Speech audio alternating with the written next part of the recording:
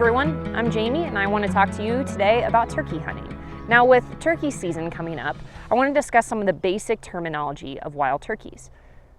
Now there are several different subspecies of wild turkey in Northern America. The Eastern, Rio, and Merriam's are the most common turkeys, and Eastern is obviously in the eastern range of the United States, whereas Rio are more in the central, and the Merriam's are more on the central or western part of the states. You'll also find the Osceola turkey within the Florida region, and the Gould's turkey within the Mexico region.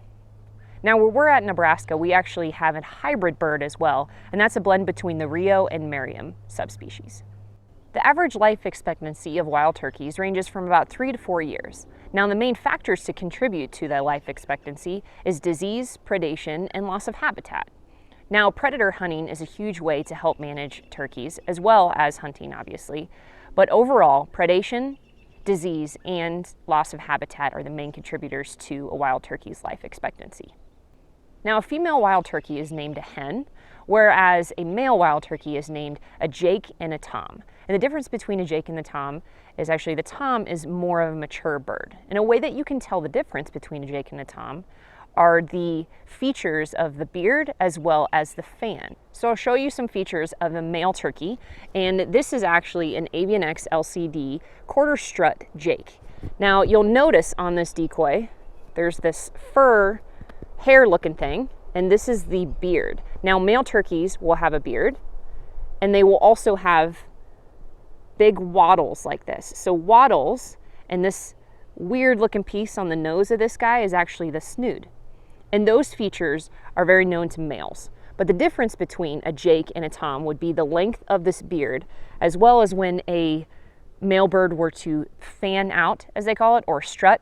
Most of the time they're doing that to help attract a hen during breeding season. But you'll see the shape of the fan itself is more prominent and is an even half moon shape for Toms versus Jakes.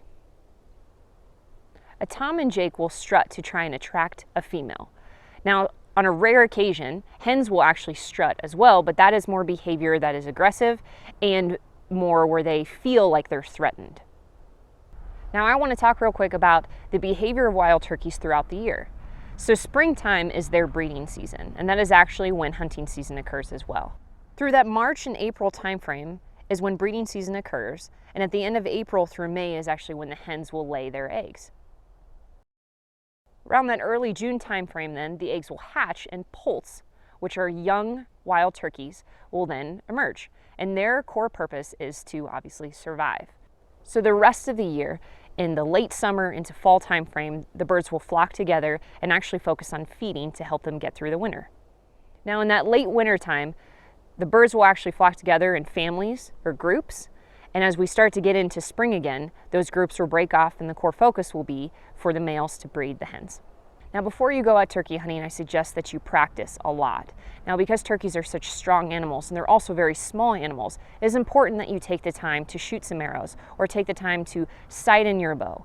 Especially if you're doing archery, make sure you know where shot placements are and important shot placements that lead to an ethical shot. What I suggest are the most ethical shot placements with shooting a turkey, especially with a bow. You will want to think of center mass. So if a turkey is facing you directly, think of that beard being center mass. Also, the wattle area is a good shot as well. If a turkey is broadside, think center mass. A good landmark on a turkey to find center mass is actually from the legs. So going straight up from the legs, that's where you're going to want to hit. If a turkey is facing away from you, again, center mass is where you want to focus. Now my suggestion is to wait for a bird to be completely broadside and go straight up from the legs, right here. Or if a bird is facing you directly, go right at the beard itself or the wattles.